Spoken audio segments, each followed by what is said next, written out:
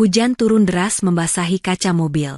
Di kursi penumpang depan, seorang CEO muda berjas rapi memeluk tablet dengan tangan bergetar. Angka proyek 2 triliun menari di layar, bercampur dengan notifikasi pesan panik dari kantornya. Di kursi sopir, seorang santri sederhana bernama Akmal menggenggam setir, menatap majikannya lewat kaca spion dengan ragu. Lampu merah menyala, mobil berhenti. Clarissa menunduk, berbisik lirih, "Habis sudah karir aku." Saat itu juga, Akmal menarik napas panjang dan berkata pelan, "Bu, izinkan saya revisi 10 menit." Clarissa menoleh tajam, menatap sopirnya seolah mendengar hal paling gila di hidupnya. Ia tertawa getir, lalu tanpa sengaja mengucap, "Kamu pikir proyek 2 triliun ini mainan pesantren?" Akmal tidak mundur, ia hanya menatap tenang dan mengulang, 10 menit saja, Bu, kalau Allah izinkan." Ternyata, sebelum cerita ini dimulai, silakan tulis di kolom komentar kalian menonton dari kota mana. Jangan lupa tekan tombol like dan subscribe channel ini. Untuk yang sudah mendukung dengan like, komen, dan subscribe, semoga Allah mempermudah setiap urusan kalian, meluaskan rezeki, disehatkan badannya, dan mengabulkan segala keinginan dunia maupun akhirat. Amin ya Rabbal Alamin. Sekarang mari kita mulai ceritanya. Hujan turun sejak subuh, menutup langit Jakarta dengan selimut abu-abu. Di sebuah gang sempit di belakang gedung-gedung tinggi, seorang pemuda berkemeja putih sederhana berdiri di depan cermin kecil yang digantung di dinding kos. Tangannya merapikan kerah, mengusap peci hitam agar posisinya pas. "Bismillah, Mak," bisiknya pelan, seolah ibunya bisa mendengar dari kampung yang berjarak ratusan kilometer. Namanya Akmal, 26 tahun. Di pesantren ia biasa dipanggil Ustadz Muda, tapi di kota ini orang hanya mengenalnya sebagai sopir baru. Sopir pribadi CEO besar, begitu kata mandor garasi dengan nada kagum bercampur iri.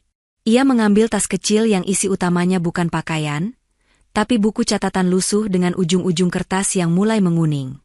Hujan menetes dari atap seng ketika ia keluar kamar kos. Jalanan becek, namun ia melangkah cepat menuju parkiran basement gedung tempat mobil majikannya disimpan.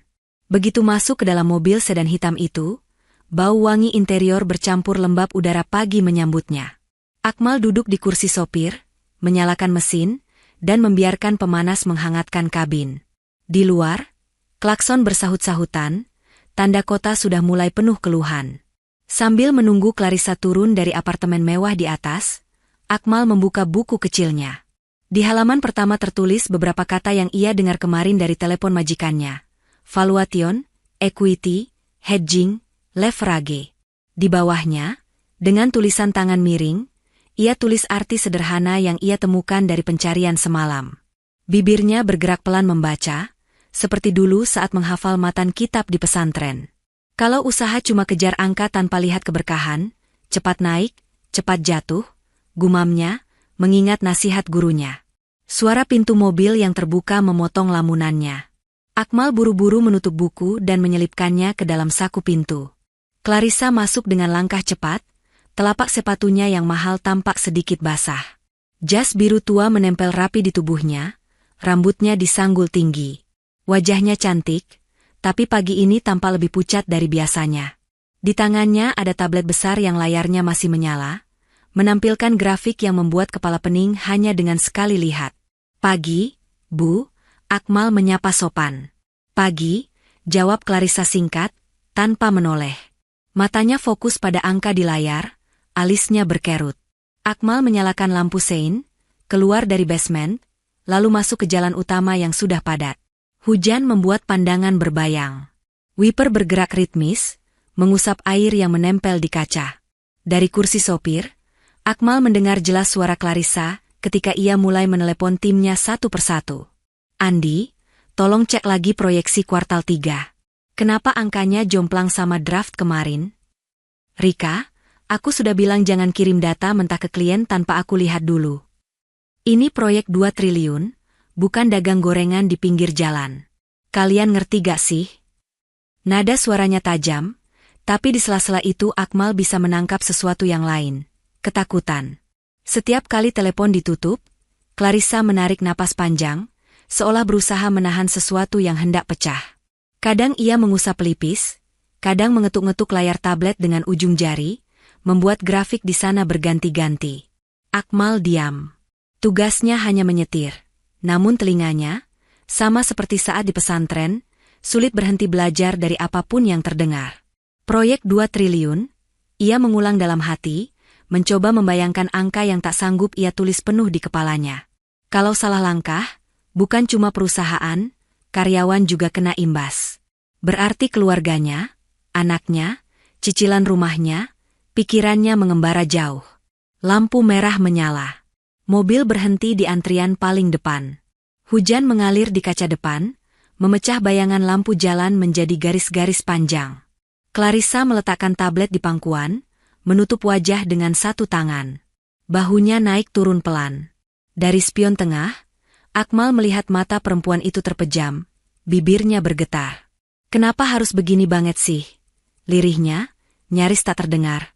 Ada keinginan kuat di hati Akmal untuk mengatakan sesuatu, apa saja yang bisa menenangkan. Tetapi lidahnya keluh. Perbedaan antara santri di kursi sopir dan CEO di kursi penumpang terasa seperti jurang. Lampu hijau menyala. Akmal kembali menginjak gas, membawa mobil menyusuri jalan Sudirman yang licin. Beberapa menit kemudian, Clarissa kembali sibuk dengan telepon. Kali ini tidak lagi marah, lebih banyak dia mendengarkan, sesekali menjawab pendek. Dari kata-kata yang berserakan, Akmal menangkap potongan informasi. Sistem down, file rusak, backup tidak lengkap, klien mulai curiga. Dalam hatinya, terbit rasa cemas yang aneh. Ia tidak mengenal angka-angka besar itu, tapi ia tahu rasanya khawatir tidak bisa membayar obat untuk ibu. Jika proyek ini gagal, mungkin ada banyak ibu yang obatnya tertunda, meski mereka tidak pernah tahu nama Clarissa atau Akmal. Perjalanan menuju kantor terasa lebih lama dari biasanya. Macet membuat mobil hanya maju beberapa meter lalu berhenti lagi. Di sela klakson yang bersahut, Akmal berdoa pelan. Ya Allah, kalau hari ini ada perkara besar, jangan jadikan aku penonton yang hanya mengeluh. Tunjukkan apa yang harus aku lakukan. Doa itu melintas begitu saja, singkat, tanpa ia rencanakan. Ia tidak benar-benar mengerti kenapa kalimat itu muncul. Sesampainya di depan lobi kantor, Clarissa masih terlibat percakapan tegang dengan seseorang yang sepertinya setingkat direktur. Hujan belum juga berhenti. Satpam membuka payung, memayungi Clarissa hingga pintu masuk. Sebelum turun, Clarissa menatap layar tablet sekali lagi, lalu mendesah berat. Akmal, panggilnya. Iya, Bu. Standby. Aku gak tahu selesai jam berapa. Mungkin lama. Siap, Bu. Clarissa turun tanpa senyum. Pintu tertutup, meninggalkan aroma parfum yang samar. Akmal melihatnya berjalan cepat masuk gedung, diapit dua staf yang tadi sudah menunggu. Begitu sosok Clarissa menghilang di balik pintu kaca, Akmal menghela napas. Ia mematikan mesin, lalu duduk sejenak dalam keheningan mobil yang tiba-tiba terasa terlalu luas. Tangannya meraba saku pintu, mengambil buku catatan. Hujan di luar seperti irama lembut yang mengiringi setiap lembaran ketika ia membukanya. Di halaman baru, ia menulis tanggal hari itu. Lalu menambahkan beberapa kalimat. Proyek 2 triliun. Kalau salah, banyak orang kena. CEO kelihatan kuat, sebenarnya capek. Ilmu tanpa tenang, akhirnya jadi marah. Ia berhenti, menatap tulisannya sendiri. Tiba-tiba terbayang wajah ibunya yang keriput, tangan yang selalu menggenggam tasbih. Jangan cuma hafal huruf, Mal, suara ibunya menggema di kepala, pahami juga bagaimana huruf itu menuntun tindakan. Akmal menutup buku, menempelkan punggung ke sandaran kursi, lalu memejamkan mata. Di tengah parkiran mewah di pusat kota, ia menarik napas panjang dan mengulang doa yang sama. Ya Allah, kalau ada ilmu yang bisa bermanfaat hari ini, jangan biarkan ia hanya berhenti di kepalaku. Ia tidak tahu, doa sederhana itu akan dijawab dengan cara yang jauh lebih berani daripada yang pernah ia bayangkan. Untuk saat ini, ia hanya seorang santri di kursi sopir, menunggu CEO-nya selesai rapat, sementara di langit, hujan masih enggan berhenti dan kota terus sibuk dengan urusannya masing-masing. Rapat pagi itu berlarut lebih lama dari dugaan siapapun. Dari kursi sopir, Akmal melihat Clarissa keluar masuk lobi beberapa kali, berpindah gedung, berbicara dengan orang yang berbeda, selalu dengan langkah cepat dan wajah menegang. Hujan perlahan mengecil, menyisakan rintik-rintik di kaca yang mulai mengering, tapi badai di dalam hati perempuan itu sepertinya belum juga reda. Menjelang siang, Clarissa akhirnya kembali ke mobil. Bukan untuk pulang, hanya berganti tempat rapat ke kantor pusat yang lain. Pintu terbuka, ia duduk agak menghentak, meletakkan tablet di dashboard hingga nyaris jatuh. "Bu, perlu saya turunkan kaca dikit? Biar gak pengap?" tanya Akmal hati-hati. "Gak usah," jawab Clarissa pendek. Suara napasnya terdengar jelas, cepat dan berat. Akmal menyalakan mesin, mengarahkan mobil ke tujuan berikutnya sesuai perintah. Selama beberapa menit hanya suara mesin dan wiper yang bekerja, sebelum tiba-tiba Clarissa bersuara, bukan kepada Akmal, lebih seperti bicara pada dirinya sendiri. "Orang kalau lihat dari luar, enak kali ya jadi CEO," gumamnya. Dikiranya tiap hari cuma tanda tangan, senyum, foto buat majalah. Akmal tidak menanggapi. Ia tahu, ada kalimat yang tidak membutuhkan jawaban, hanya telinga yang mau mendengar. Gak ada yang tahu rasanya tiap malam ditelepon pemegang saham, ditanya kenapa growth turun 0, sekian. Gak ada yang tahu rasanya duduk di rapat.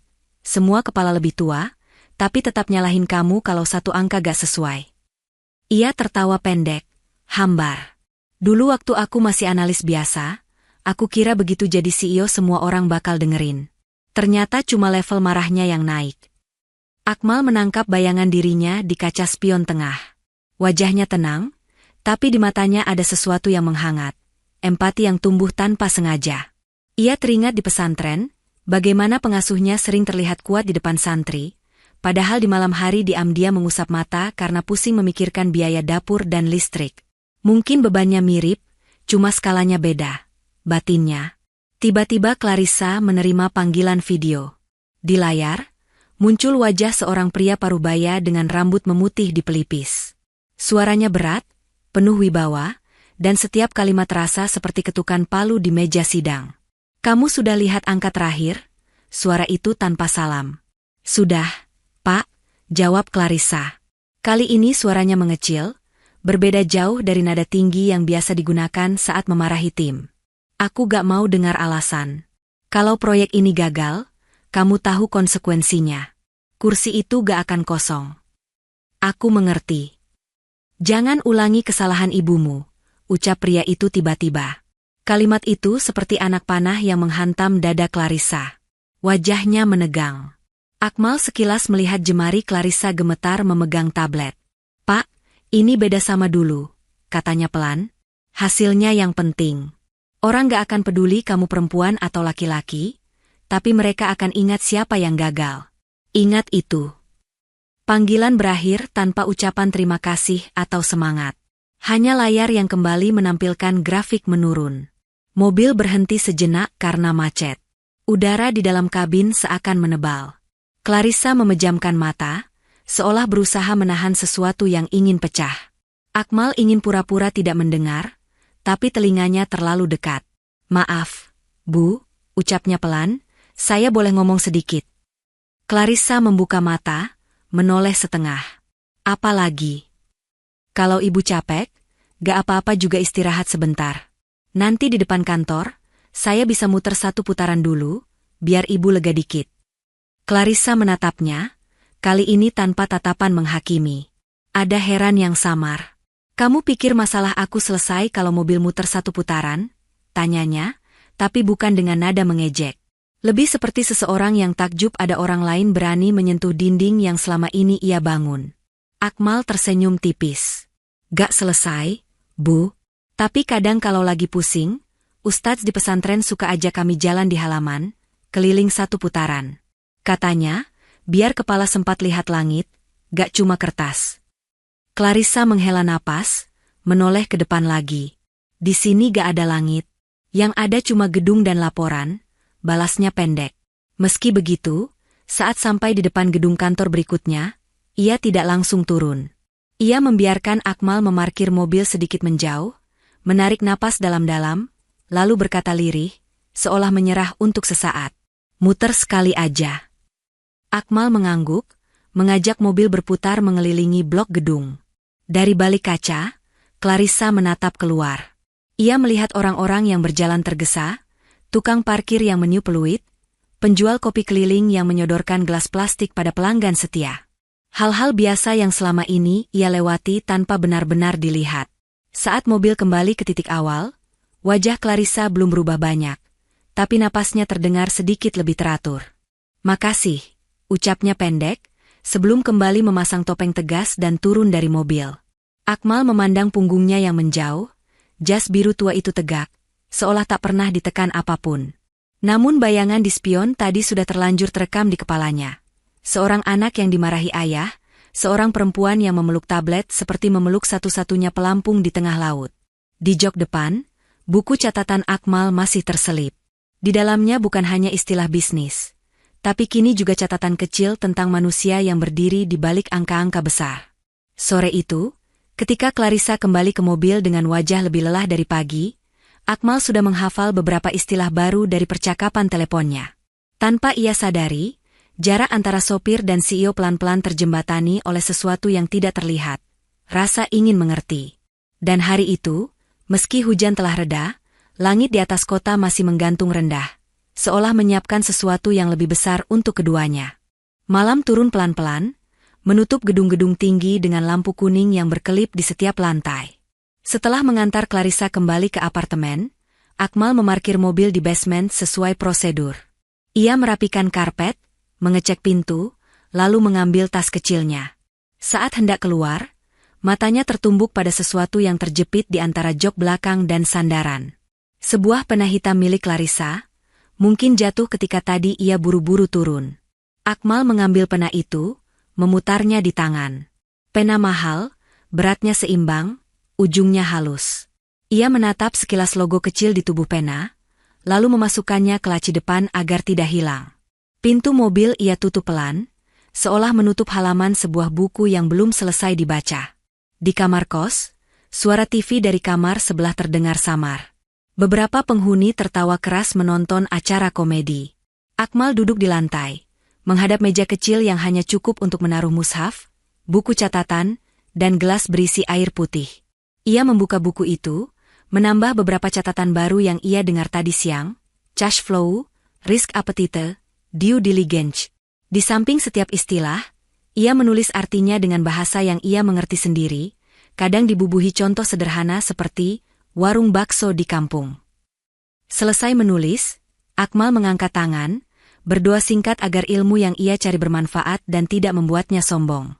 Lalu ia tidur dengan lelap, tidak tahu bahwa keesokan hari, buku itu akan menimbulkan kejadian yang membuat jantungnya hampir copot. Pagi berikutnya berjalan seperti biasa. Akmal datang lebih awal, menyalakan mesin, memastikan mobil bersih. Clarissa turun dengan tergesa, memakai pakaian yang sama rapinya seperti kemarin namun dengan wajah yang makin tegang. "Hari ini kita langsung ke kantor pusat, Mal. Gak usah mampir mana-mana," katanya. "Siap, Bu." Perjalanan berlangsung sunyi. Clarissa sibuk melihat tablet dan menjawab pesan masuk. Akmal fokus pada jalanan yang padat. Sesekali ia melirik spion, melihat bayangan Clarissa yang memijit batang hidung, tanda kepalanya mulai nyeri. Sesampainya di depan gedung, Clarissa turun terburu-buru. Di kursi belakang, ia meninggalkan map, tas kecil, dan beberapa kertas yang berserakan.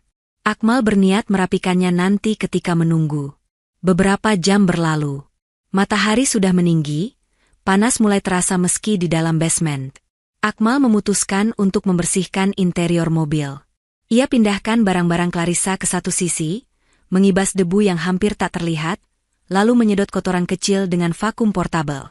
Saat ia mengangkat alas jok belakang, buku catatannya sendiri yang selama ini ia selipkan di saku pintu tergelincir dan jatuh ke lantai. Akmal buru-buru memungut, lalu menaruhnya di atas jok agar tidak kotor. Namun panggilan azan zuhur dari masjid dekat gedung membuatnya bergegas. Ia menutup pintu mobil dan berlari kecil menuju tempat wudhu, meninggalkan buku itu terbuka di kursi. Di dalam ruang sholat kecil, Akmal berdiri di saf belakang, mengikuti imam dengan khusyuk. Setiap sujud terasa menenangkan, seakan seluruh suara klakson dan keluhan dari luar tertutup oleh alunan ayat. Setelah selesai, ia duduk sebentar, membaca wirid yang ia hafal sejak dulu. Ketika ia kembali ke basement, langkahnya terhenti di jarak beberapa meter dari mobil. Pintu belakang sebelah kanan terbuka. Di sana, berdiri Clarissa dengan tablet di satu tangan dan buku catatan lusuh di tangan lainnya. Jantung Akmal berdegup kencang. Ia hampir saja menjatuhkan kunci. Clarissa membalik halaman buku itu perlahan, alisnya berkerut. Di sana tertulis barisan istilah bisnis dengan definisi yang ditulis tangan. Ada juga beberapa kalimat yang terdengar seperti catatan pribadi. Anggaran besar tanpa niat baik bisa jadi azab untuk banyak orang. Kalau laporan bohong, gaji yang diterima jadi berat di hati. Clarissa mengangkat wajah ketika mendengar langkah Akmal mendekat. Pandangannya tajam, tapi bukan marah. Lebih kepada takjub dan sedikit bingung. "Ini buku kamu?" tanyanya. Akmal menelan ludah. Iya, Bu. Maaf kalau ganggu." "Kenapa ganggu?" Clarissa mengangkat sudut buku. "Aku kira tadi ini semacam laporan rahasia." Akmal tersenyum kaku. "Bukan, Bu. Itu cuma catatan saya belajar sendiri. Kalau Ibu merasa keberatan, saya siap simpan di kos saja, gak bawa ke mobil lagi." Clarissa diam sejenak, menatap tulisan tangan yang memenuhi halaman. "Kamu ngerti semua istilah yang kamu tulis ini?" tanyanya lagi. "Belum sepenuhnya, Bu. Saya baru belajar dasar. Cuma, kalau dengar Ibu telepon atau rapat, kadang saya catat, terus malamnya saya cari artinya." Ada jeda pendek. Suara mesin mobil lain yang lewat terdengar menggema di basement. "Jadi selama ini kamu nguping pembicaraan aku?" Nada Clarissa kembali mengeras, namun tidak setajam ketika memarahi tim. "Bukan nguping, Bu." Akmal buru-buru menjelaskan, suaranya memang kedengaran di mobil. "Saya cuma, sayang kalau gak dipakai belajar." Clarissa memandangnya lama. Di matanya, ada campuran antara curiga dan kagum yang ia sendiri mungkin sulit jelaskan. Ia menutup buku itu, menepuk sampulnya pelan. "Kamu ini sebenarnya sopir atau mahasiswa magang?" Akmal menunduk, menahan degup jantung yang masih belum reda. "Saya cuma santri, Bu. Dulu di pesantren biasa atur keuangan koperasi kecil, jadi penasaran kalau lihat angka-angka besar." Clarissa mengembuskan napas, mengembalikan buku itu ke tangan Akmal. "Jaga baik-baik," katanya singkat. "Jangan sampai jatuh ke tangan orang yang salah. Aku gak mau ada yang nuduh kita punya intel di mobil." Ia berbalik, hendak pergi, kemudian teringat sesuatu. "Akmal," panggilnya tanpa menoleh. "Iya, Bu." "Catatan kamu di halaman belakang itu?" Ia terdiam sejenak, mencari kata, "Yang soal gaji jadi berat kalau laporan bohong, siapa yang bilang begitu?" Akmal menatap punggung Clarissa yang masih menghadap ke pintu keluar.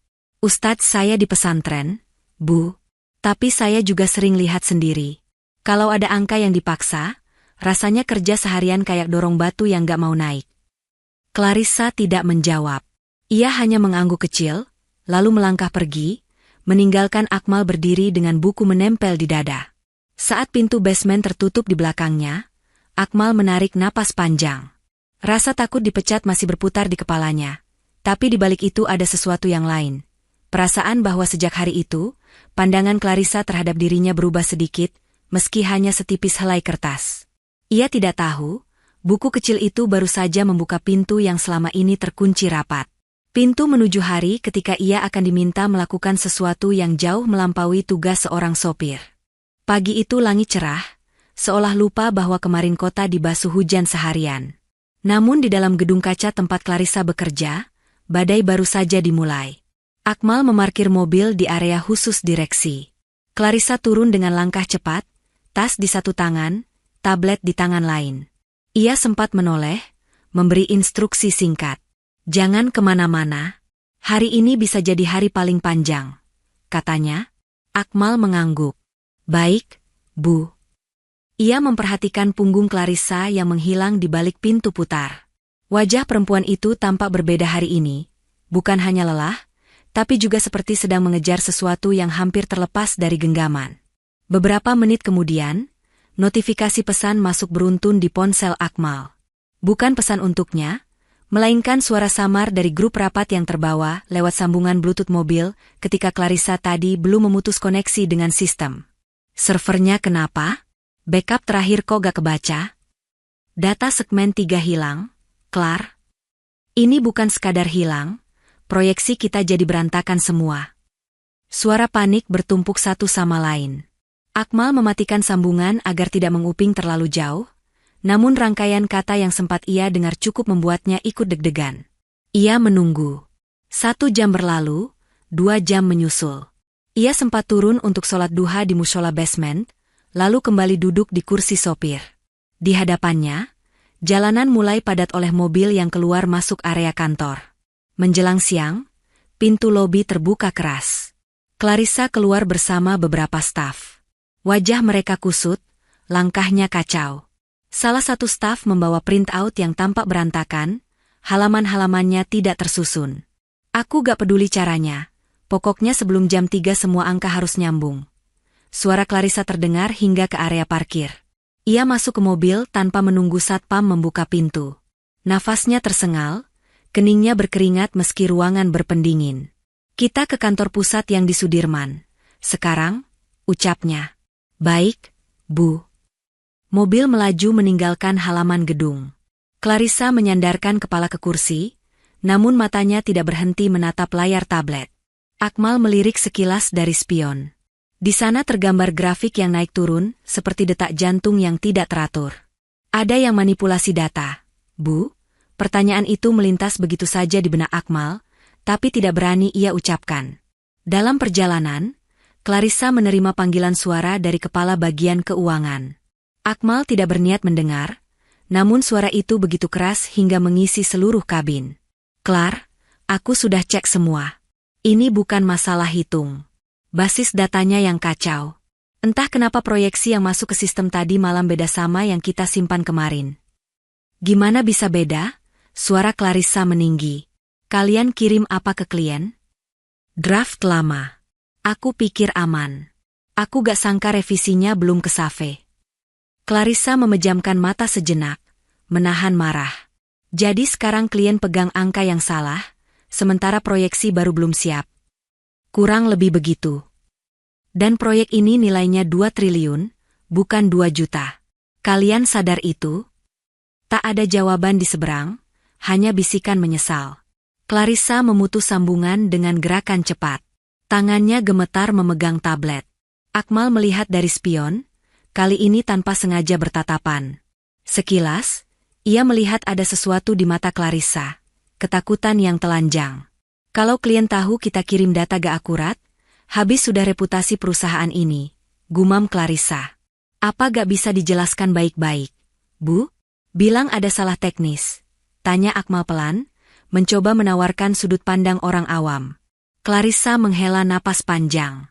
Di dunia ini, Mal, kadang satu salah teknis bisa bikin orang kehilangan pekerjaan, kehilangan rumah, kehilangan kepercayaan. Apalagi kalau menyangkut 2 triliun. Akmal terdiam. Kata-kata itu menancap di pikirannya. Ia tahu nilai Rp1.000 di warung tempat ibunya biasa berhutang. Sekarang ia sedang mendengar orang berbicara tentang jumlah yang bahkan sulit ia bayangkan. Lampu lalu lintas di perempatan besar berubah merah. Mobil berhenti. Di luar, pejalan kaki menyeberang tergesa. Tak ada yang tahu bahwa di dalam mobil hitam itu, ada seorang CEO muda yang nyaris kehabisan akal. Clarissa membuka satu file lagi, mencoba menyusun presentasi darurat. Namun setiap ia periksa angka, ada saja yang tidak sinkron. Garis-garis grafik tampak seperti benang kusut yang menolak diluruskan. Ini gak benar. Bisiknya, kalau aku paksakan angka ini, itu sama saja aku bohong ke klien. Tapi kalau aku jujur, mereka bisa batalkan semua. Jari Clarissa berhenti di layar. Matanya menatap kosong ke depan. Waktu seakan melambat. Suara klakson di belakang mulai terdengar, menandakan lampu hijau telah menyala. Namun kaki Akmal belum menginjak gas. Ia menoleh sedikit, melihat Clarissa yang menunduk, bahunya bergetar halus. Di saat itulah sesuatu dalam diri Akmal bergeser. Selama ini ia menempatkan dirinya jauh di bawah. Hanya sopir, hanya santri pendatang. Tapi melihat seseorang yang selama ini tampak kokoh kini hampir runtuh, ada keberanian yang pelan-pelan naik ke permukaan. Ia menelan ludah, merasakan tenggorokannya kering. Bu, Suara Akmal keluar lebih pelan dari yang ia bayangkan. Boleh saya bilang sesuatu? Clarissa mengangkat wajah, mata yang berair itu menatap ke arahnya. Apa lagi? Akmal menarik napas, memutar sedikit tubuhnya tanpa melepaskan tangan dari setir. Kalau ibu izinkan, saya ingin coba lihat datanya sebentar saja. Kalimat itu meluncur, menggantung di udara seperti anak panah yang baru saja dilepaskan dari busur. Clarissa menatapnya, tak percaya, sementara suara klakson di belakang makin keras. Akmal buru-buru menginjak gas, namun kata-kata tadi sudah terucap, tak bisa ditarik kembali. Dan begitulah, di perempatan Jalan Sudirman yang sibuk, di antara gedung tinggi dan suara klakson, benih peristiwa besar itu mulai tumbuh dari kalimat sederhana seorang sopir, "Boleh saya lihat sebentar?" Jalanan kembali macet beberapa ratus meter setelah perempatan. Deretan mobil merayap pelan, membuat Akmal punya lebih banyak waktu untuk menyesali ucapan barusan. Di kursi penumpang, Clarissa menyandarkan punggung, menoleh penuh ke arah Akmal. Tatapannya tajam, namun bukan marah, lebih kepada tidak percaya seseorang seperti Akmal berani menyentuh dinding yang selama ini ia jaga. "Tadi kamu bilang apa?" tanyanya, memastikan ia tidak salah dengar. Akmal menelan ludah. "Maaf, Bu. Saya tadi terpikir saja. Mungkin ada sudut pandang lain." Sudut pandang dari sopir, ada getir di ujung kalimat Clarissa, namun juga ada rasa ingin tahu yang tak ia sembunyikan. Akmal mengangguk pelan. "Saya memang cuma sopir, Bu. Tapi saya juga santri. Dari dulu diajarkan untuk mengurus angka di koperasi pesantren.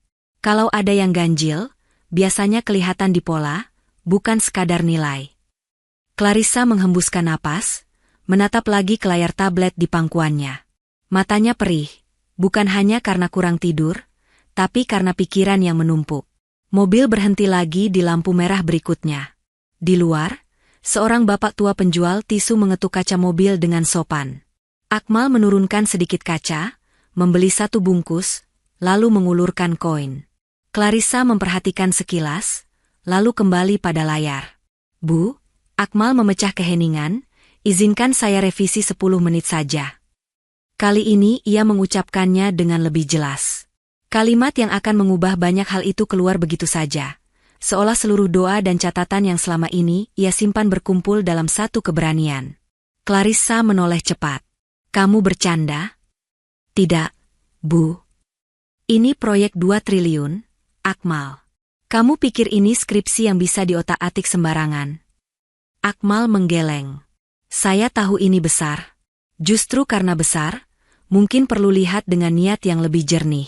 Saya bukan ahli, tapi, kalau ibu berkenan, saya ingin coba. Kalau hasilnya makin parah, ibu boleh anggap saya sopir paling lancang yang pernah ibu punya." Seberkas senyum tipis yang lebih mirip ejekan muncul di wajah Clarissa. "Kamu sadar tidak?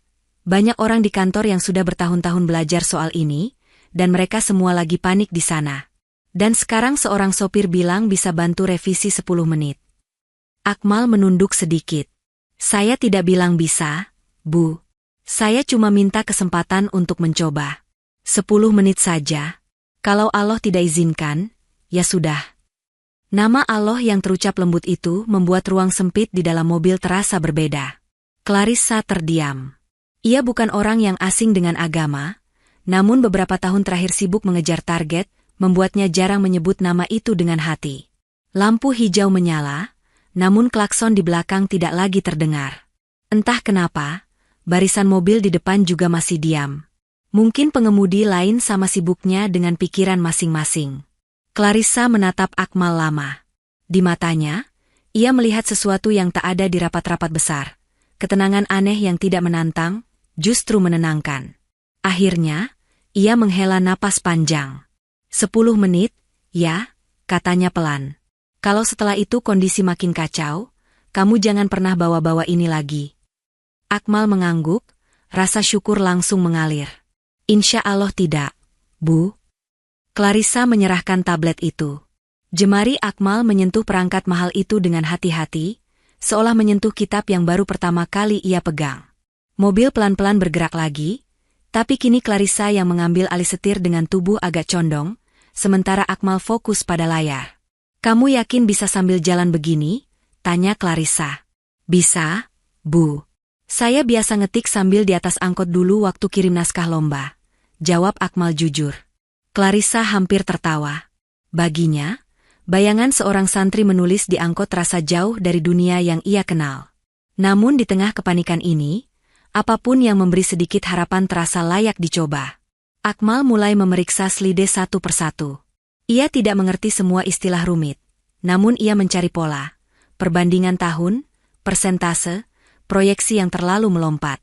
Matanya berhenti di satu grafik yang menanjak tajam, terlalu sempurna untuk terasa wajar. Bagian ini yang tadi paling dikomplain klien. Ya, Bu? Tanyanya. Iya. Mereka bilang tidak realistis. Jawab Clarissa. Karena memang tidak realistis. Gumam Akmal dalam hati, namun ia tidak mengatakannya keras-keras. Ia hanya mulai mengurangi angka, menyusun ulang kalimat penjelasan. Ia menambahkan beberapa poin baru tentang risiko dan dampak sosial, mengambil contoh dari kisah-kisah usaha kecil yang ia kenal. Waktu serasa berlari. 5 menit terasa seperti 3 menit berikutnya disesaki dengung notifikasi. Clarissa melirik jam di layar mobil, jantungnya makin cepat. Tinggal 2 menit, ujarnya. Akmal tidak menatapnya. Baik, Bu. Saya hampir selesai. Saya cuma ganti sudut pandangnya, bukan intinya. Mobil akhirnya memasuki kawasan kantor pusat di Sudirman. Gedung menjulang menyambut mereka, kaca-kacanya memantulkan langit biru pucat. Clarissa memarkir di area khusus. Napasnya menahan cemas.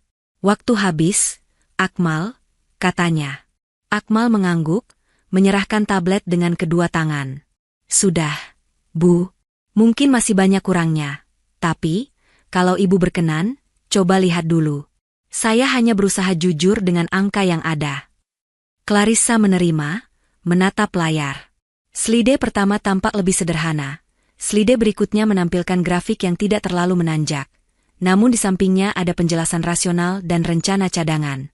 Di beberapa bagian, Akmal menambahkan catatan tentang program pemberdayaan masyarakat dan jaminan pekerja. Ada hal yang berbeda dari presentasi itu. Bukan pada warna atau desain, tapi pada cara angka-angka itu bicara. Kamu belajar semua ini dari mana? Tanya Clarissa lirih. Dari suara ibu yang sering saya dengar di mobil, jawab Akmal jujur. Dan dari pesantren, walau bentuknya beda. Di sana kami diajarkan kalau hitungan harus bisa dipertanggungjawabkan, bukan cuma di depan manusia, tapi juga di hadapan Allah. Clarissa menahan napas beberapa detik. Di luar, staf sudah menunggu dengan gelisah. Rapat dengan klien besar akan dimulai kurang dari setengah jam. Baik, ucapnya akhirnya. Kamu ikut ke atas. Akmal terkejut. Saya, Bu? Iya. Bilang saja kamu asisten teknis. Kalau nanti mereka tanya soal revisi, kamu yang jelaskan. Akmal menatap gedung tinggi di depannya. Kaki yang biasa melangkah di lorong pesantren dan jalan gang sempit tiba-tiba diminta naik ke lantai tempat jutaan angka diputuskan. Dalam hati, ia berbisik pelan, Ya Allah, kalau ini caramu menjawab doa saya, jangan biarkan saya merusak kepercayaan ini. Tanpa banyak kata lagi, ia membuka pintu, keluar dari mobil, dan mengikuti langkah cepat Clarissa menuju lobi. 10 menit di lampu merah baru saja mengubah garis takdir yang selama ini ia kira sudah tetap. Lobi kantor pusat terasa seperti dunia lain bagi Akmal. Lantai marmer mengkilap memantulkan bayangan langit-langit tinggi. Orang lalu lalang dengan kartu identitas menggantung di dada, berbicara lewat headset, menenteng map rapi. Di antara keramaian itu, seorang santri dengan peci hitam dan kemeja putih sederhana tampak mencolok. Beberapa pasang mata melirik ketika Akmal berjalan di belakang Clarissa. Namun tatapan orang bukan lagi hal baru baginya. Di pesantren, ia sudah biasa menjadi pusat perhatian saat memimpin doa atau ceramah kecil di masjid kampung. Lift berbunyi pelan saat pintunya terbuka. Clarissa masuk, diikuti Akmal dan 2 staf yang membawa berkas. Suasana di dalam lift hening. Angka lantai naik satu persatu, seperti hitungan mundur menuju sesuatu yang belum diketahui. Nanti di dalam, kamu duduk saja dulu, ujar Clarissa tanpa menoleh. Kalau aku sebut namamu, baru bicara. Insya Allah, jawab Akmal. Salah satu staf melirik Akmal dari ujung mata. "Ibu, ini konsultan baru ya?" tanyanya pelan. Clarissa menoleh singkat. "Ini Akmal, sopir saya." Staf itu terkejut, namun buru-buru menyembunyikan ekspresinya. Lift kembali hening sampai pintu terbuka di lantai rapat utama.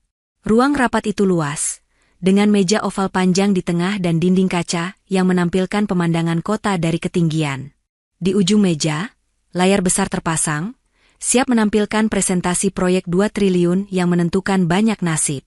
Perwakilan klien sudah duduk, beberapa di antaranya orang asing. Di sisi lain meja, jajaran petinggi perusahaan Clarissa berjejer, wajahnya tegang namun dipaksa tersenyum. Clarissa melangkah ke depan, meletakkan tablet di podium kecil. Napasnya dalam. Ia menatap sekilas ke arah Akmal yang duduk di kursi dekat dinding, agak tersembunyi. Santri itu menunduk, bibirnya bergerak tanpa suara, seakan sedang membaca sesuatu di dalam hati. "Bismillah," gumam Clarissa nyaris tak terdengar. Presentasi dimulai. Slide demi slide muncul di layar, menampilkan angka yang sudah direvisi Akmal. Clarissa menyampaikan setiap poin dengan suara mantap, seolah ia sendiri yang menyusun semua logika di baliknya. Ia menjelaskan proyeksi, risiko, dan rencana cadangan dengan struktur yang lebih jernih dari sebelumnya. Di awal, rapat berjalan lancar. Namun ketika sampai pada bagian yang paling sensitif, salah satu perwakilan klien mengangkat tangan. Ia pria berkacamata dengan wajah dingin, rambut memutih di sisi kiri. "Maaf, saya ingin memastikan sesuatu," katanya dalam bahasa Indonesia beraksen asing. "Anggaran di bagian ini berbeda cukup jauh dengan draft yang kami terima kemarin." Udara di ruangan seketika berubah. Beberapa petinggi perusahaan saling pandang. Clarissa mengencangkan genggaman pada podium. "Betul," jawabnya jujur. "Tadi malam kami melakukan peninjauan ulang dan menemukan ada asumsi yang terlalu optimis. Jadi kami revisi agar lebih realistis dan aman untuk kedua belah pihak." Pria itu menyipitkan mata. "Jadi selama ini kalian berencana menawarkan angka yang tidak realistis kepada kami?" Pertanyaan itu seperti paku tajam yang dilempar ke tengah meja. Beberapa orang di sisi Clarissa menunduk. Ada yang menghela napas gusar. Di ujung meja, seseorang berbisik sesuatu yang bernada sinis. Clarissa sempat terdiam. Di kepalanya, suara ayahnya bergema, "Orang tidak akan peduli prosesmu, hanya hasilmu." Namun entah kenapa, ia teringat juga catatan di buku Akmal, gaji akan terasa berat kalau laporan tidak jujur. "Tidak," jawabnya akhirnya. "Kami tidak berniat menipu. Justru karena kami ingin menjaga kepercayaan, kami memilih membawa revisi ini hari ini, walau kami tahu risikonya." Pria berkacamata itu menautkan jari. "Lalu siapa yang bertanggung jawab atas perbedaan besar ini? Dan siapa yang menyusun revisi baru dalam waktu sesingkat itu?" Pertanyaan kedua membuat suasana ruang rapat kian menegang. Semua mata kini tertuju pada Clarissa. Di kursi dekat dinding, Akmal menunduk lebih dalam, merasakan detak jantungnya sendiri. Clarissa dapat saja menyebut nama kepala bagian keuangan atau tim analis, menyelamatkan wibawa dengan jawaban politis. Namun ada sesuatu yang menahan lidahnya. Ia menoleh sekilas ke arah Akmal yang masih sibuk dengan zikir dalam hati. "Revisi ini ditinjau oleh seseorang yang mungkin tidak biasa Bapak lihat di ruang rapat seperti ini," ucap Clarissa. Beberapa orang berbisik. Pria berkacamata mengerutkan kening. "Siapa?" Clarissa menarik napas. Dia duduk di belakang, namanya Akmal. "Sehari-hari ia bekerja sebagai sopir saya." Ruangan seketika senyap. Seolah ada yang menekan tombol pos pada seluruh suara. Beberapa petinggi perusahaan memandang Clarissa dengan pandangan tak percaya. Ada yang jelas-jelas menunjukkan ketidaksukaan. Pria berkacamata mengangkat alis. "Sopir?" "Ya," Clarissa mengangguk. "Tapi pagi ini, dia orang yang paling jujur menunjukkan di mana angka kami terlalu memaksa." Sebelum ada yang sempat memprotes, Clarissa melanjutkan. "Kalau Bapak berkenan, saya ingin mempersilakan Akmal menjelaskan sendiri sudut pandang revisi ini.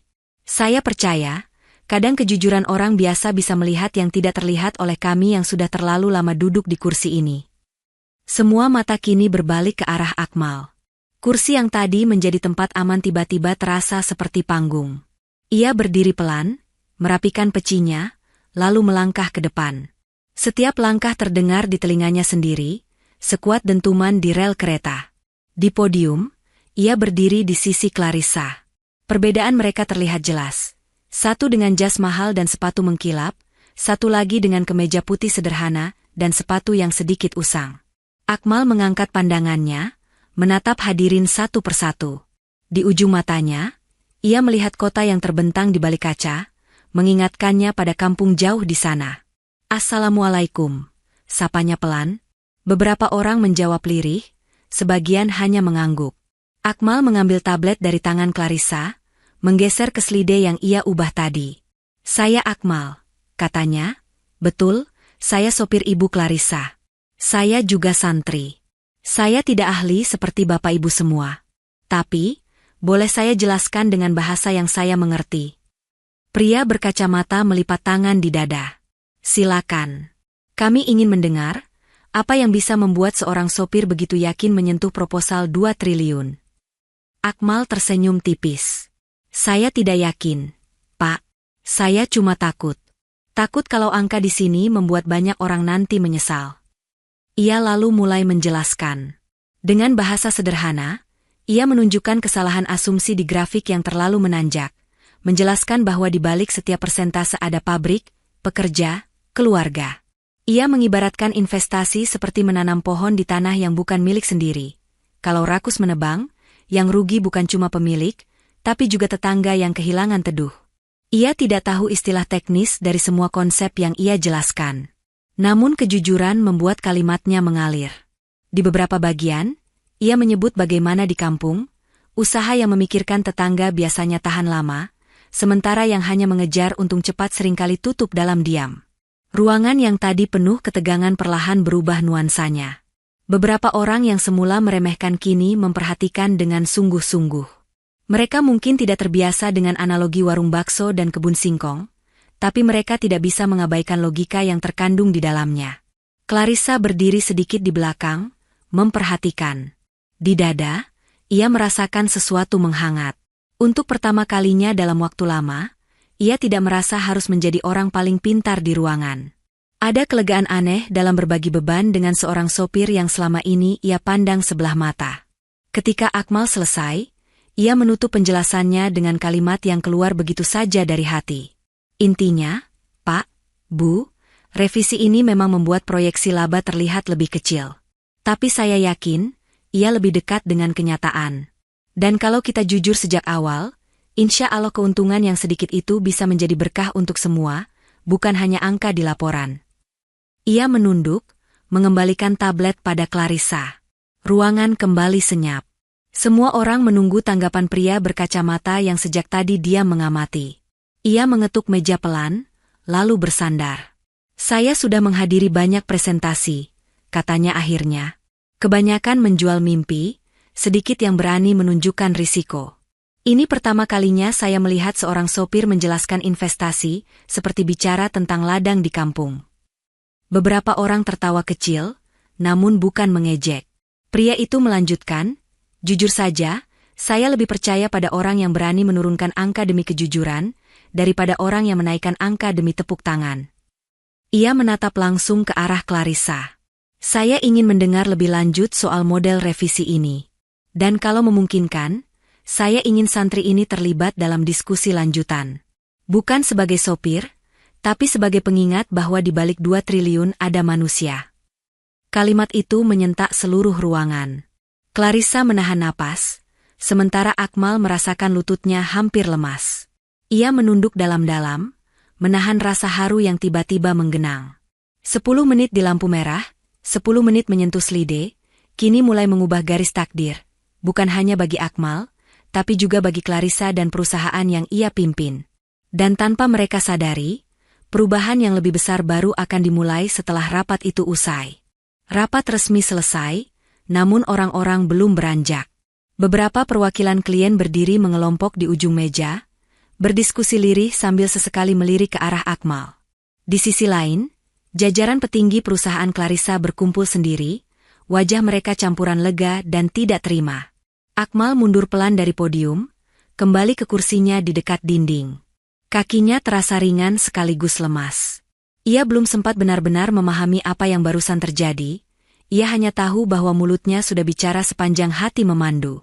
Clarissa menyusul duduk di sampingnya sebentar, menaruh tablet di atas meja kecil. "Kamu oke?" bisiknya. Akmal tersenyum kaku. "Agak gemetar, Bu, tapi alhamdulillah." "Minum dulu." Clarissa menyodorkan botol air. Sebelum Akmal sempat membuka tutup botol, seorang pria berkemeja abu-abu, salah satu direktur yang tadi duduk di tengah meja, berjalan mendekat. Raut wajahnya tegang. "Clarissa, boleh sebentar?" Suaranya datar, tapi jelas tidak sedang mengajak berbicara manis. Clarissa berdiri. "Ada apa, Pak?" Tatapan pria itu beralih ke Akmal, mengukur dari ujung peci sampai ke sepatu yang mulai aus. "Saya tidak tahu sejak kapan sopir boleh masuk ruang rapat level ini," katanya. "Apalagi menjelaskan proposal yang menyangkut masa depan perusahaan." Akmal menunduk, menahan diri untuk tidak menjawab. Ia tahu tempatnya, dan rasa syukurnya barusan terlalu besar untuk diganggu debat. Clarissa bertahan. "Dengan izin Bapak, saya yang bawa dia ke sini. Dan barusan Bapak sendiri dengar, klien justru tertarik dengan penjelasannya." Pria itu mendengus. "Klien tertarik hari ini belum tentu deal besok. Jangan lupa, reputasi kita dipertaruhkan. Saya tidak rela jerih payah bertahun-tahun dihancurkan oleh langkah emosional kamu." Kata emosional itu diucapkan seperti tuduhan. Clarissa terdiam sejenak, lalu menatap lurus. "Saya tahu risikonya, Pak. Tapi saya juga tahu apa yang terjadi kalau kita terus pertahankan angka yang kita tahu tidak jujur." Pria itu memalingkan muka, tidak ingin berdebat di depan banyak orang. "Nanti sore, ada rapat internal khusus. Kita bahas ini lagi," ujarnya sebelum berbalik pergi. Tatapan lain tak kalah tajam menghampiri. Beberapa staf berbisik, ada yang hanya menggeleng pelan. Di antara semua tatapan itu, hanya sedikit yang menyimpan rasa kagum. Clarissa duduk kembali di samping Akmal. "Maaf, kamu dengar yang barusan?" Akmal menggeleng. "Gak apa-apa, Bu. Sejak awal saya tahu posisi saya di sini cuma sopir. Kalau ada yang tidak suka, wajar. Tapi aku yang ngajak kamu ke sini," tegas Clarissa. "Jadi kalau ada yang harus disalahkan, ya aku." Akmal menatapnya, kali ini dengan ketulusan yang sulit disembunyikan. "Ibu yang paling berat bebannya. Saya cuma lewat sebentar di ruangan ini. Yang penting tadi ibu sudah pilih jujur." Clarissa menunduk, merasakan kalimat itu seperti obat yang pahit tapi menenangkan. Di dalam dadanya, sesuatu bergerak, rasa lelah yang selama ini ia pendam menemukan tempat bersandar. Ketika mereka akhirnya keluar dari ruang rapat, lorong kantor terasa lebih dingin dari biasanya. Namun di sisi Clarissa, seorang santri dengan peci hitam berjalan tenang, seolah dingin itu bukan ancaman, melainkan pengingat agar mereka tetap sadar. Sore hari, rapat internal yang tadi dijanjikan pun dimulai. Ruangannya tidak sebesar ruang rapat klien, tetapi ketegangannya justru lebih pekat. Di meja oval, hanya ada pimpinan inti perusahaan, ayah Clarissa lewat layar konferensi, 2 direktur senior, kepala bagian keuangan, dan beberapa manajer strategis. Akmal awalnya diminta menunggu di luar. Ia duduk di kursi panjang dekat jendela, memandangi langit yang mulai berubah warna jingga. Di dalam, suara mereka terdengar samar melalui celah pintu yang tidak tertutup rapat. "Klarifikasi, Clarissa," suara ayahnya paling jelas. "Apa yang sebenarnya terjadi di rapat tadi? Kenapa nama perusahaan kita mendadak diwakili oleh seorang sopir?" Clarissa mengatur napas. "Dia bukan sekadar sopir, Pak. Dia orang yang menemukan kelemahan di proyeksi kita, dengan sudut pandang yang justru disukai klien." "Itu bukan jawaban," sela salah satu direktur. "Kamu mengizinkan orang yang tidak punya jabatan, tidak punya latar belakang profesional, bicara atas nama perusahaan. Kalau hari ini klien suka, besok kalau mereka rugi, siapa yang akan disalahkan? Sopirmu?" Hening sejenak. Akmal menunduk. Ia tidak mendengar semua, tetapi cukup untuk mengerti bahwa namanya sedang menjadi bola panas yang dilempar ke sana kemari. Tidak lama kemudian, pintu terbuka. Kepala bagian keuangan keluar, memanggil Akmal. Akmal, kamu diminta masuk. Akmal berdiri, hatinya berdegup. Ia melangkah masuk ke ruangan. Udara di dalam terasa berat. Semua mata langsung tertuju padanya. Di ujung meja, layar besar menampilkan wajah ayah Clarissa. Pria yang tadi pagi menelpon dengan suara yang membuat Clarissa mengecil. "Ini Akmal?" tanya pria itu. "Iya, Pak," jawab Clarissa pelan. "Mendekat sini," perintahnya.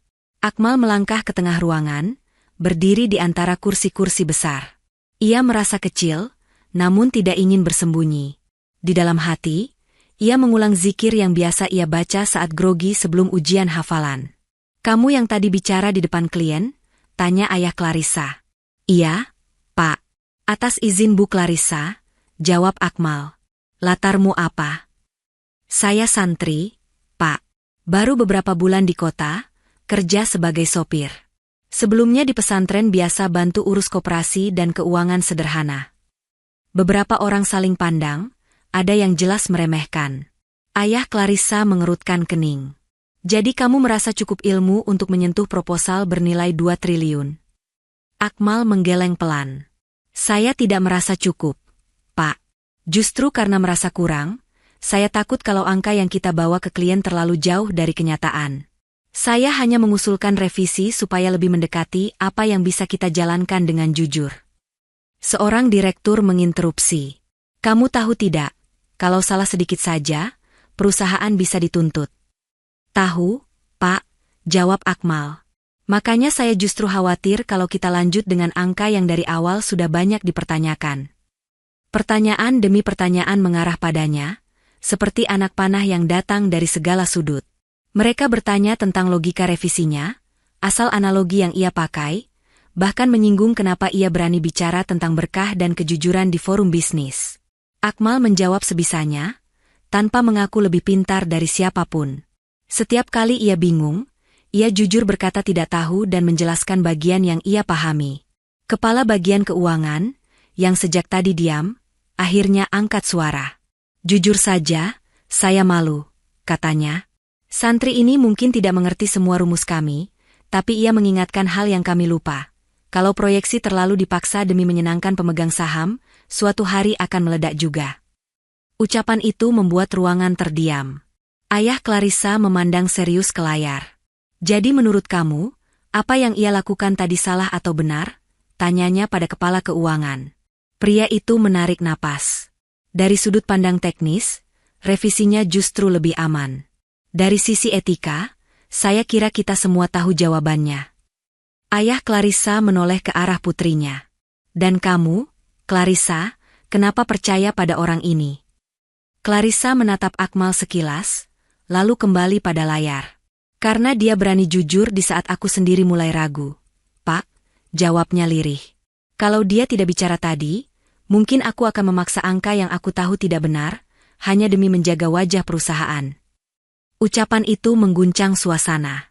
Beberapa direktur menunduk, seolah mengakui dalam diam bahwa mereka pun sempat menutup mata pada kebenaran. Ayah Clarissa menahan diri untuk tidak langsung merespons. Ada jeda beberapa detik yang terasa panjang. Akmal berdiri di tengah ruangan, menunggu dengan hati pasrah. "Baiklah," ucap pria itu akhirnya. "Aku tidak suka metode yang kamu pakai, Clarissa. Terlalu berisiko. Tapi aku juga tidak bisa mengabaikan fakta bahwa klien tertarik dengan cara kalian menjelaskan. Aku ingin laporan lengkap malam ini. Kalau memang revisi ini lebih aman, kita pertimbangkan." Ia menatap Akmal lagi. "Dan kamu, Akmal, jangan bangga dulu. Kalau nanti ada yang salah, kamu ikut bertanggung jawab." Akmal mengangguk dalam. "Saya siap dimintai pertanggungjawaban, Pak, sebatas kemampuan saya sebagai orang kecil." Pria di layar itu mendengus. Orang kecil yang berani menyentuh angka besar. Menarik juga. Panggilan berakhir. Rapat internal ditutup. Orang-orang mulai beranjak, sebagian masih dengan wajah ragu, sebagian tampak berpikir keras. Akmal melangkah keluar, bahunya terasa ringan dan berat sekaligus. Di lorong, Clarissa menyusul. Kali ini ia tidak menjaga jarak formal seperti biasanya. Ia berjalan di samping Akmal, menyesuaikan langkah. "Terima kasih," ucapnya pelan. "Kalau tadi kamu takut dan diam, mungkin aku sudah menyerah." Akmal tersenyum. "Kalau tadi ibu tidak berani jujur di depan semuanya, mungkin saya juga tidak punya keberanian jawab pertanyaan apapun." Mereka berjalan beriringan menuju lift. Di antara tatapan orang yang masih mengukur dari ujung kepala sampai ujung kaki, Akmal memilih fokus pada satu hal: ia telah melakukan yang menurutnya benar. Selebihnya, ia serahkan pada Allah. Malam itu, kota kembali diguyur hujan. Di kosnya yang sempit, Akmal duduk menghadap meja kecil. Di depannya, laptop tua pinjaman dari teman sekamar menyala redup. Clarissa barusan mengirim salinan penuh data proyek, meminta Akmal membantu kepala bagian keuangan menyiapkan penjelasan yang lebih membumi untuk rapat esok hari. "Aku butuh kamu menjembatani bahasa teknis dengan bahasa manusia biasa," begitu pesan singkatnya. Akmal tersenyum kecil saat membacanya. Bahasa manusia biasa adalah bahasa yang ia pakai sejak dulu. Bahasa warung, sawah, dan masjid kampung. Ia membuka file satu persatu. Angka, tabel, grafik memenuhi layar. Sesekali ia menoleh ke mushaf di samping, mengingat ayat tentang kejujuran dalam timbangan. Setiap kali kepalanya penat, ia berhenti sejenak, meneguk air putih, lalu kembali mengutak-atik kalimat. Di tempat lain, di apartemen mewah yang menghadap jalan protokol, Clarissa duduk sendirian di sofa. Lampu kota yang basah oleh hujan terlihat seperti kilau patah di balik kaca jendela. Tablet di pangkuannya menampilkan chat dengan ayah, singkat dan dingin. "Kamu ambil risiko besar hari ini. Jangan ulangi kalau tidak yakin." Ia menutup chat itu, memijit pelipis. Ingatannya melayang ke masa kecil. Melihat ibunya dimarahi habis-habisan karena usaha keluarga bangkrut gara-gara rekan bisnis menipu. Sejak saat itu, ia bersumpah akan menjadi perempuan yang kuat, tidak mudah dipermainkan. Namun hari ini, yang menyelamatkannya bukan kekuatan yang keras, melainkan keberanian mengakui kelemahan. Ponselnya berbunyi, tanda pesan masuk dari Akmal. "Bu, saya sudah susun beberapa poin penjelasan. Besok kalau ibu setuju, saya ikut hadir sebentar untuk bantu jelaskan." Clarissa membaca satu persatu. Kalimat Akmal sederhana, namun menyentuh inti, menjelaskan risiko dengan jujur, memberi gambaran dampak sosial, dan menekankan bahwa keuntungan yang terukur lebih baik daripada mimpi kosong. Tanpa sadar, senyum tipis muncul di wajahnya. "Kenapa aku tidak bisa menulis sejelas ini dari dulu?" batinnya. Esok paginya, rapat lanjutan dengan klien berlangsung lebih hangat. Kali ini bukan rapat formal penuh presentasi, melainkan diskusi meja bundar di ruangan yang lebih kecil. Di sana, Akmal kembali hadir, duduk di samping Clarissa dan kepala keuangan. Pria berkacamata yang kemarin menjadi lawan paling kritis kini tampak lebih rileks. Ia meletakkan kacamata di meja, menyandarkan punggung. "Saya ingin dengar lagi penjelasan kamu tentang risiko pasar dan program pekerja," katanya pada Akmal. Akmal menautkan jari di atas meja, menyusun kata. "Begini, Pak," ia mulai, "kalau kita paksa growth terlalu tinggi, berarti kita minta anak buah kerja di luar batas. Gajinya mungkin naik, tapi kesehatannya turun. Nanti perusahaan repot sendiri. Kalau kita jaga ritme kerja dan beri ruang untuk pelatihan, growth mungkin naiknya bertahap, tapi loyalitas naik, kinerja stabil. Itu yang saya lihat di koperasi pesantren dulu." Ia melanjutkan dengan menjelaskan bagaimana program beasiswa untuk anak pekerja dan pengembangan masyarakat sekitar bisa menjadi investasi jangka panjang, bukan biaya yang membebani. Setiap penjelasan yang ia sampaikan bukan sekadar teori, tapi kisah yang pernah ia saksikan. Di kampungnya, ada warung yang gulung tikar karena serakah, dan ada juga yang bertahan puluhan tahun karena jujur melayani. Dinding ego yang biasanya mengelilingi meja diskusi bisnis perlahan retak. Para eksekutif yang terbiasa berbicara dengan istilah sulit mendadak merasa nyaman mendengarkan kisah ladang, sawah, dan pasar tradisional. Clarissa melihat perubahan itu dengan mata kepala sendiri. Orang-orang yang dulu memandangnya hanya sebagai CEO muda kini menatap Akmal dan dirinya dengan cara berbeda. Bukan hanya sebagai pihak yang ingin menang, tapi juga mitra yang berani memikirkan dampak di luar laporan tahunan. Di sela diskusi, Pria berkacamata memandang Akmal lekat. "Kamu tahu," katanya, "penjelasanmu mengingatkan saya pada ayah saya. Beliau dulu punya toko kecil. Setiap kali saya ingin menaikkan harga seenaknya, dia bilang, 'Kita cari rezeki, bukan cari musuh.' Saya hampir lupa kalimat itu, sampai kemarin kamu bicara." Akmal menunduk, tersenyum. "Mungkin ayah bapak dan ustadz saya sama-sama dapat pengingat dari tempat yang sama, Pak," jawabnya pelan. Rapat berakhir dengan suasana jauh berbeda dari hari sebelumnya. Tidak ada lagi kecurigaan tajam, berganti dengan kesepakatan untuk menyusun kontrak baru berdasar revisi yang lebih realistis. Namun keputusan final belum diambil. Mereka masih menunggu persetujuan Dewan Utama dan pemegang saham besar. Dan di sanalah puncak kejutan menanti. Beberapa hari kemudian, suasana kantor Clarissa seperti menahan napas panjang. Semua menunggu kabar, apakah proyek 2 triliun ini akan resmi berjalan dengan model baru atau tidak. Di meja kerja Clarissa, tumpukan berkas menunggu tanda tangan. Namun fokusnya hanya pada satu hal, email persetujuan yang belum juga masuk. Setiap kali notifikasi berbunyi, jantungnya berdegup lebih cepat. Akmal tetap menjalankan tugas sebagai sopir, namun hari-harinya kini tidak hanya dihabiskan di kursi mobil. Sesekali ia dipanggil ke dalam untuk membantu menjelaskan hal-hal sederhana kepada tim yang ingin memahami logika revisi. Ada yang masih memandang sinis, tapi ada juga yang mulai tersenyum dan mengajak berbincang tentang hal lain, seperti pesantren dan kampung halamannya. Suatu sore, ketika langit mulai temaram, suara notifikasi berbeda terdengar di ruang kerja Clarissa. Sekretarisnya mengetuk pintu. "Bu, email dari klien utama sudah masuk." Dada Clarissa langsung terasa sesak. "Print out sekarang," pintanya. Beberapa menit kemudian, kertas berpola huruf resmi itu sudah berada di tangannya. Ia membaca cepat, matanya bergerak dari satu paragraf ke paragraf lain. Akmal yang sedang menunggu di luar ruangan berdiri gelisah. Ia tidak tahu isi surat itu, tapi ia merasakan aura tegang dari balik pintu kayu. Tiba-tiba pintu terbuka. Clarissa melangkah keluar dengan mata berkaca-kaca, namun bibirnya membentuk garis yang sulit ditafsirkan. "Akmal," panggilnya. "Iya, Bu." "Ikut aku ke ruang serbaguna." Panggil juga beberapa kepala bagian. "Kita umumkan sekalian." Nada suaranya membuat semua orang saling pandang. Dalam hitungan menit, ruang serbaguna perusahaan terisi oleh para karyawan yang bisa meninggalkan meja sejenak. Ada rasa ingin tahu yang kuat di udara. Clarissa berdiri di depan, memegang kertas surat itu. Di sampingnya, Akmal berdiri sedikit mundur, mencoba menghilang di balik tubuh-tubuh tinggi. "Hari ini," Clarissa memulai, "kita menerima keputusan final dari klien utama tentang proyek yang selama ini menyita tenaga dan pikiran kita." Ruangan hening. Beberapa orang menahan napas. "Ada 2 hal yang mereka putuskan," lanjutnya. "Pertama, mereka menyetujui proyek dengan model yang kita revisi.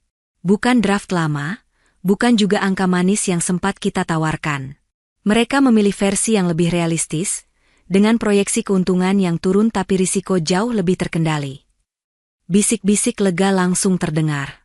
Ada yang tersenyum, ada yang menghela napas panjang seakan baru keluar dari air. Kedua, Clarissa menatap sekeliling. Mereka meminta secara khusus agar model ini dijadikan standar untuk kerja sama jangka panjang. Dan, mereka mengajukan satu syarat tambahan. Orang-orang menatap penasaran. Mereka ingin santri yang kemarin menjelaskan revisi ikut terlibat dalam tim pengawas etika investasi, ucap Clarissa pelan. Ruangan terdiam beberapa detik sebelum spontan menoleh ke arah Akmal. Beberapa mata membulat, sebagian tersenyum tak percaya. Akmal sendiri terpaku. Kata, santri, yang biasanya hanya melekat pada dirinya di pesantren kini disebut dalam forum resmi perusahaan besar. Clarissa melanjutkan, suaranya mulai bergetar, nama yang mereka tulis di sini jelas. Akmal, sopir pribadi CEO. Mereka bilang, mereka butuh orang yang berani mengingatkan kalau angka kita mulai tidak jujur. Seorang staf yang dulu sempat mencibir tampak menunduk, malu. Di sisi lain, kepala bagian keuangan menepuk bahu Akmal pelan, seolah mengatakan, kamu layak. Clarissa menatap Akmal langsung. Di matanya ada sesuatu yang belum pernah terlihat sebelumnya. rasa hormat yang dalam. Akmal, panggilnya di depan semua orang, kamu mau menerima amanah ini? Akmal menelan ludah, menatap ratusan pasang mata yang kini tertuju padanya. Dalam sekejap, ia teringat wajah ibunya, lorong pesantren, lantai mushola yang dingin, juga mobil yang menjadi tempat pertama kali ia berani berkata, "Bu, izinkan saya revisi 10 menit." Saya hanya sopir, Bu, ujarnya lirih. Kamu lebih dari itu sekarang, potong Clarissa lembut. Tapi keputusan tetap di tangan kamu. Akmal menunduk dalam, merasakan air hangat mengumpul di sudut mata. Kalau memang ini bisa membuat usaha kita lebih dekat dengan kejujuran dan keberkahan, ucapnya akhirnya, insya Allah saya siap. Tapi saya tetap ingin jadi sopir ibu juga, selama ibu belum bosan. Ruangan meledak oleh tepuk tangan spontan. Beberapa orang tertawa haru mendengar permintaan terakhir itu. Clarissa menutup mulut dengan tangan, berusaha menahan emosi yang pecah. Kertas di tangannya bergetar. Bukan hanya karena pengumuman besar, tapi karena ia tahu, setelah ini, hidupnya tidak akan sama lagi. Ia yang dulu membangun karir dengan ambisi dan gengsi, kini berdiri di depan ratusan orang, mengakui bahwa yang menyelamatkan perusahaannya adalah seorang santri sopir yang berani jujur. Setelah keramaian di ruang serbaguna mereda, setelah ucapan selamat berhenti mengalir, dan setelah orang-orang kembali ke meja kerja masing-masing, kantor perlahan kembali ke ritme semula. Namun bagi Clarissa, hari itu belum benar-benar berakhir. Menjelang maghrib, ia meminta Akmal mengantarnya ke lantai parkir yang lebih sepi. "Aku butuh udara," katanya. Mereka masuk ke mobil, tetapi tidak langsung pergi. Clarissa duduk di kursi penumpang depan, memandang kosong ke depan. Langit di luar mulai gelap, lampu kota menyala satu persatu. "Mal," panggilnya pelan. "Iya, Bu," jawab Akmal, tangan masih disetir. "Boleh kita gak jalan dulu sebentar?" "Boleh, Bu. Saya matikan mesin, ya." Suara mesin berhenti. Di dalam kabin, hanya terdengar dengung halus dari ventilasi gedung dan suara lalu lintas jauh di bawah. Clarissa menunduk, memeluk tasnya erat-erat, seolah itu satu-satunya pegangan. "Kamu tahu," ia mulai, "waktu pertama kali kamu kerja jadi sopir, aku sempat mikir, kenapa orang seperti ini yang dikirim untuk aku? Dari penampilannya saja sudah kelihatan bukan orang kota." Akmal tersenyum kecil, meski hatinya sedikit perih mengingat semua perlakuan dingin yang dulu ia terima. "Gak apa-apa, Bu. Itu wajar." "Gak wajar," bantah Clarissa lirih. "Aku terlalu sering memandang orang dari jabatan dan baju. Aku lupa rasanya butuh bantuan, tapi gengsi minta tolong." Ia menarik napas dalam, namun suara yang keluar berikutnya bergetar. "Tadi waktu aku baca surat itu, dan melihat nama kamu ditulis resmi di sana, aku sadar sesuatu. Selama ini, aku terlalu sibuk menjaga namaku sendiri, sampai lupa bahwa Allah bisa saja memilih nama lain untuk menyelamatkanku." Air mata pertama jatuh, menelusuri pipi yang biasa tampak kuat. Clarissa menutup wajah dengan bot tangan, bahunya bergetar. Akmal menunduk, merasa canggung sekaligus tersentuh.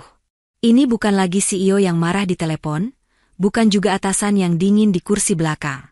Ini hanya seorang anak yang akhirnya melepaskan beban di hadapan orang yang sama sekali tidak ia duga.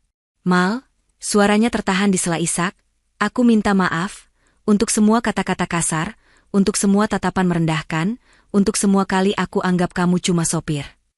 Akmal menggeleng, meski Clarissa tidak bisa melihat. "Ibu gak perlu minta maaf sedalam itu. Saya juga banyak kurang. Saya sering takut bicara, padahal bisa saja lebih cepat bantu." Tangis Clarissa semakin pecah. Tangan yang biasa mantap memegang pena dan menandatangani keputusan besar kini gemetar, seolah rapuhnya seluruh tahun yang ia lewati tumpah dalam satu sore.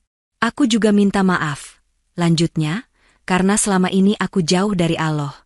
Aku pikir, aku bisa kendalikan semuanya dengan kepintaran dan kerja keras.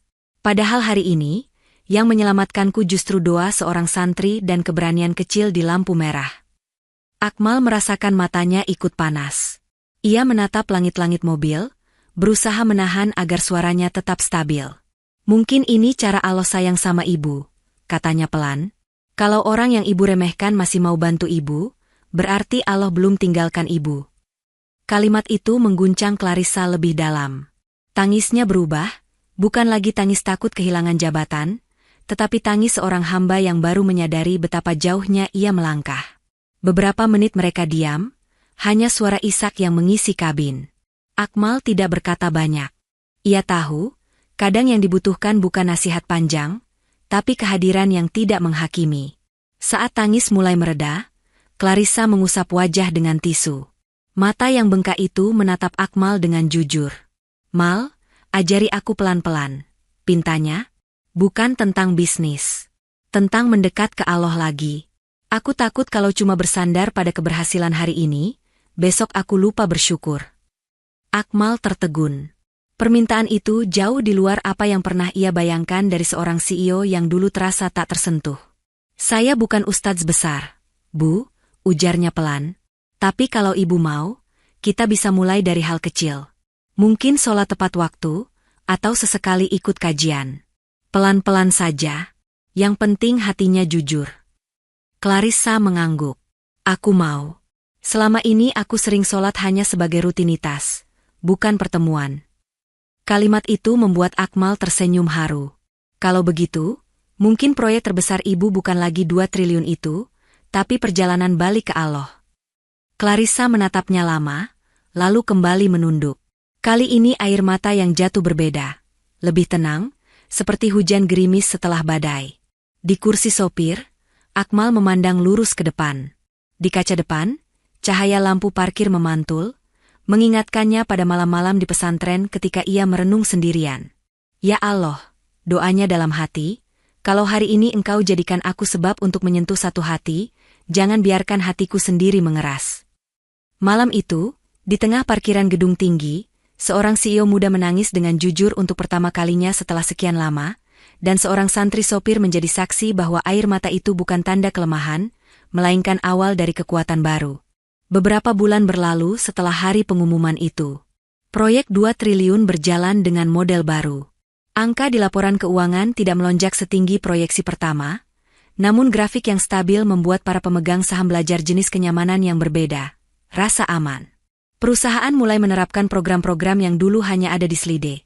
Beasiswa untuk anak pekerja, pelatihan skill bagi karyawan bawah, dan kerjasama pengembangan masyarakat di sekitar lokasi proyek. Di setiap pertemuan evaluasi, ada satu kursi baru yang sebelumnya tidak ada. Kursi untuk pengawas etika, yang kini ditempati Akmal. Ia tetap datang dengan kemeja sederhana dan peci hitam. Di kartu identitasnya tertulis jabatan baru, namun baginya, ia tetap santri yang harus siap diingatkan jika suatu hari lupa diri. Hubungannya dengan Clarissa berubah. Di mobil, percakapan mereka tidak lagi satu arah. Clarissa sering bertanya tentang kisah para ulama, ada berdagang, atau sekadar tips mengatur niat agar pekerjaan tidak hanya jadi rutinitas. Suatu pagi, sebelum berangkat ke kantor, Clarissa mengajak Akmal singgah sebentar di sebuah mushola kecil di pinggir jalan. Mereka sholat duha bersama. Setelah salam, Clarissa duduk bersila, menatap sajadah yang mulai lembab oleh air wudhu. "Aku dulu kira, makin tinggi jabatan, makin jauh dari tempat seperti ini," katanya pelan. "Ternyata justru mushola begini yang bikin aku tidak lupa pijakan." Akmal tersenyum. "Di pesantren, kami diajarkan, kalau mau naik, jangan lupa bawa sujud."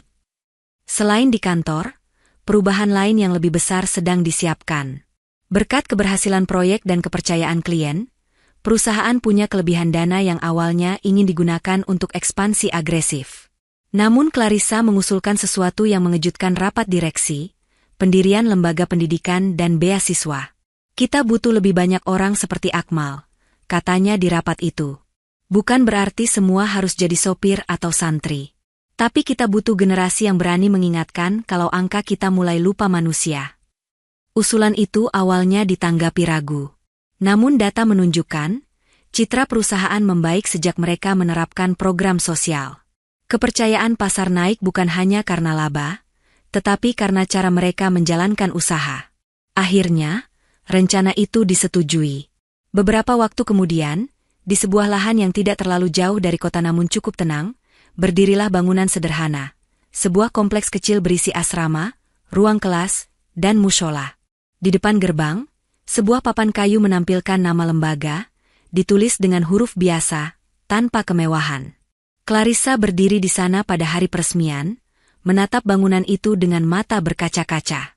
Di sampingnya, Akmal mengenakan baju koko putih, memegang daftar nama santri dan anak miskin yang mendapat beasiswa pertama.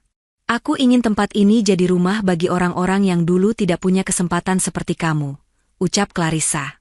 Dan seperti ibu juga, balas Akmal lembut. Karena ibu pun pernah tidak punya kesempatan untuk didengar, hanya karena ibu perempuan. Clarissa tertawa kecil, lalu mengusap sudut matanya. Kalau dulu ayahku tahu aku berdiri di sini, mungkin dia akan bilang aku buang-buang uang. Tapi mungkin juga, suatu hari nanti, ayah ibu yang akan bangga, sahut Akmal. Acara peresmian berlangsung sederhana. Tidak ada artis, tidak ada kembang api. Hanya karyawan, warga sekitar, beberapa anak yatim, dan para santri baru yang malu-malu memegang buku dan tas sumbangan. Setelah semua sambutan selesai, Akmal maju ke depan mushola kecil. Ia diminta memimpin doa. Suaranya bergetar sedikit ketika memulai, namun perlahan stabil. Ya Allah, Engkau yang membolak-balikan hati. Doanya, Engkau yang mengangkat derajat hamba dari posisi yang tidak disangka. Engkau yang menjadikan santri sopir ini saksi, bahwa satu kalimat kecil di lampu merah mampu mengubah jalan hidup banyak orang. Ia memohon agar lembaga itu menjadi tempat lahirnya generasi yang jujur, agar perusahaan tidak lupa menjaga amanah, dan agar pemilik harta tetap rendah hati. Di barisan belakang, Clarissa menunduk. Air mata jatuh satu persatu. Kali ini ia tidak mencoba menahannya. Di sampingnya, beberapa karyawan ikut risak, entah karena terharu, entah karena merasa tertampar oleh kata amanah. Doa selesai. Orang-orang saling bersalaman. Anak-anak berlarian di halaman, tertawa tanpa tahu bahwa semua ini berawal dari seorang CEO yang hampir kehilangan proyek dan seorang sopir yang nekat meminta waktu 10 menit. Saat senja turun, Akmal berdiri di teras mushola, memandang langit yang berwarna keemasan. Clarissa menghampiri, berdiri di sampingnya.